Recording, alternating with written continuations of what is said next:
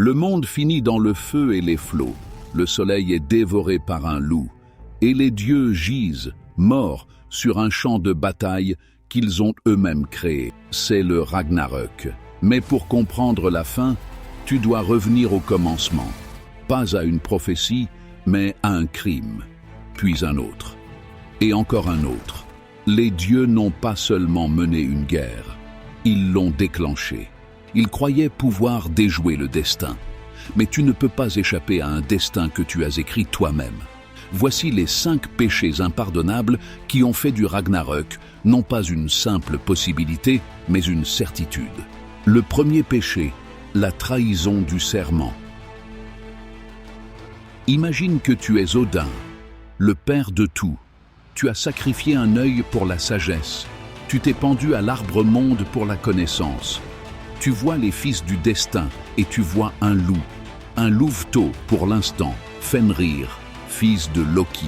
Mais dans tes visions, tu vois ce loup grandir jusqu'à une taille impossible, sa mâchoire béante, assez large pour avaler le soleil. Tu le vois se tenir au-dessus de ton propre corps brisé sur le champ de bataille de l'Apocalypse. La peur prend racine dans ton cœur, une peur froide et insidieuse que la sagesse ne peut apaiser. Alors tu amènes le louveteau à Asgard, tu l'élèves parmi les dieux. Il est puissant, oui, mais il est aussi loyal. Il joue avec les enfants des dieux. Il lèche la main de Tyr, le dieu de la justice qui le nourrit. Il y a de la confiance ici. Il y a un lien. Mais la peur demeure. Et la peur transforme même les dieux les plus sages en lâches. Les dieux décident que le loup doit être enchaîné. 2 fois, ils essaient avec de puissantes chaînes de fer, et 2 fois Fenrir les brise avec une facilité méprisante, croyant que tout cela n'est qu'un jeu, un test de sa force. Il est fier de la puissance qu'ils craignent tant. Pour la 3e tentative, ils vont voir les nains qui forgent un ruban, Gleipnir. Il a l'air doux comme de la soie, mais il est forgé à partir de l'impossible. Le bruit des pas d'un chat, la barbe d'une femme, la racine d'une montagne. Ils apportent ce ruban à Fenrir. Et pour la première fois, le loup est méfiant. Il sent la tromperie. Il n'accepte d'être lié que si l'un des dieux place une main dans sa gueule en gage de bonne foi. Un serment, une garantie que ce n'est pas un piège. Pense à ce moment, le silence dans cette prairie céleste. Les dieux d'Asgard, parangons d'honneur, se regardent les uns les autres. Aucun ne s'avance. Aucun, sauf un. Tyr, le dieu de la justice lui-même, l'ami du loup, s'avance et place sa main droite dans la gueule du loup grandissant. Tu peux sentir le souffle chaud, voir les rangées de dents qui pourraient fendre des montagnes. Et tu connais la vérité. Tu sais que c'est un mensonge. Le ruban est attaché. Fenrir se débat, mais la magie impossible le retient fermement. Il est piégé. Et dans ce moment de réalisation horrifié, tandis que les dieux rient de leur victoire, il se tourne vers Tyr. Il voit la trahison dans les yeux du dieu. Et il referme sa mâchoire. Le pacte a été rompu. Un serment sacrifié pour la sécurité. À cet instant, les dieux ont donné une leçon à l'univers, que leurs paroles ne valaient rien face à leur peur. Et ils ont créé le monstre même qu'ils avaient prévu. Un monstre nourri, non pas par la prophétie, mais par le feu pur et blanc d'une juste trahison. Le 2e péché, le rejet du sang. Loki, le filou, le métamorphe, le dieu qui marchait entre les mondes, avait d'autres enfants. Ils sont nés dans les lieux sombres, loin de la lumière dorée d'Asgard, et les dieux ne les considéraient pas comme des leurs, mais comme des aberrations.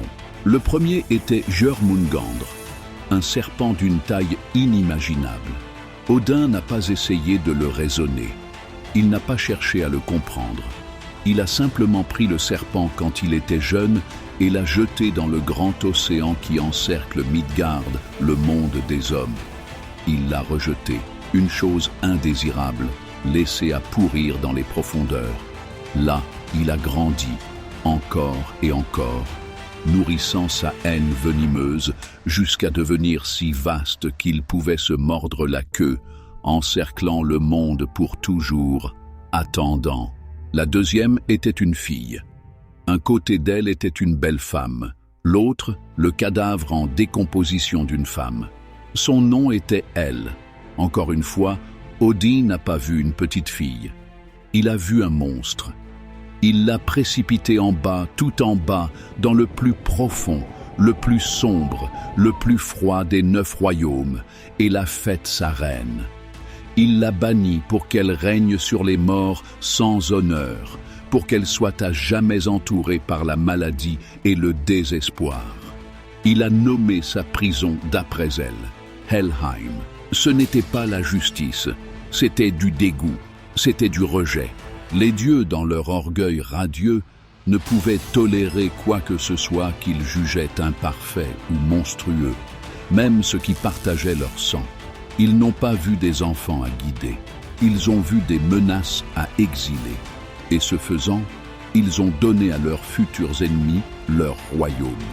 Ils ont placé le serpent dans la mer, d'où il s'élèverait pour empoisonner Thor. Ils ont donné à elle la domination sur une armée des morts qu'elle mènerait un jour contre les portes d'Asgard. Leur péché n'était pas seulement la cruauté, c'était de l'aveuglement. Ils ont créé leur propre démon en refusant de voir l'étincelle divine au sein du monstrueux. Le troisième péché, le poison de l'or. La pourriture n'a pas commencé à Asgard. Telle une maladie, elle s'est infiltrée depuis les royaumes inférieurs. Elle a commencé, comme tant de maux, par un simple acte de négligence, suivi par une cupidité dévorante. Certains dieux, dont Odin et Loki, ont tué une loutre pour leur repas. Mais ce n'était pas un simple animal. C'était le fils d'un grand roi nain, déguisé. Pour payer le prix du sang, le roi nain a exigé que la peau de la loutre soit remplie et recouverte d'or. Et Loki, toujours le filou, savait où trouver un tel trésor. Il a capturé un autre nain, Andvari, et l'a forcé à abandonner tout son trésor.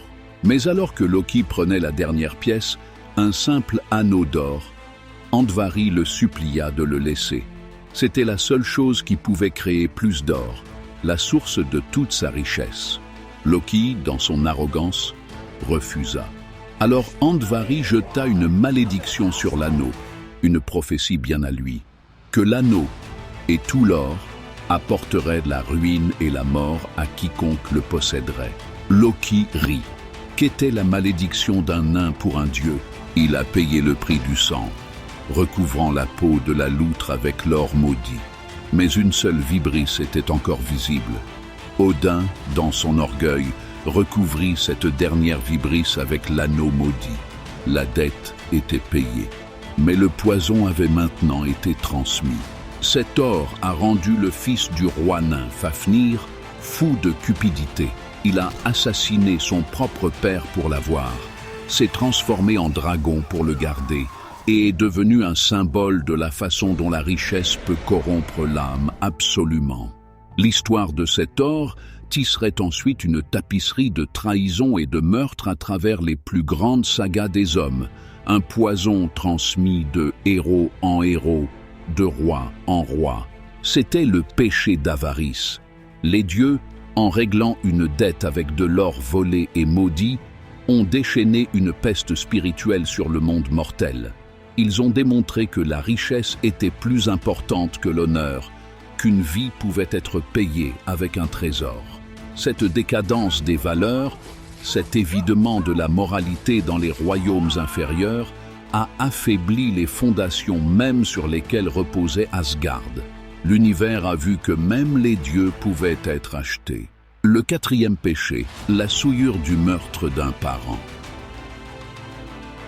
Il est une ligne que l'on ne peut franchir, un tabou si sacré que le violer, c'est fissurer le cosmos lui-même. Le meurtre de sa propre famille. Baldr était le fils d'Odin et de Frigg. Il était la lumière, la joie et la beauté incarnée. Sa mère, Frigg, dans une vision de sa mort, a parcouru les 9 royaumes et a fait jurer à chaque chose, la pierre et l'eau, la plante et l'animal, le poison et le métal, de ne jamais faire de mal à son fils. Tout, sauf le Guy. Il semblait trop petit, trop jeune, trop inoffensif pour qu'on s'en préoccupe. Loki a découvert ce secret. Il a trouvé l'unique faille dans un univers de protection. Il a façonné un dard avec le Guy et s'est rendu là où les dieux jouaient à un jeu, jeter des armes sur Baldr, riant alors qu'elles rebondissaient sur lui sans danger.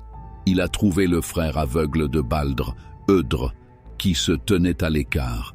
Loki plaça le dard dans sa main et guida sa visée. Imagine que tu es là. Tu vois le dard, un éclat de bois, fendre l'air. Tu le vois frapper le dieu de la lumière. Et tu le vois tomber, silencieux, mort. Les rires cessent.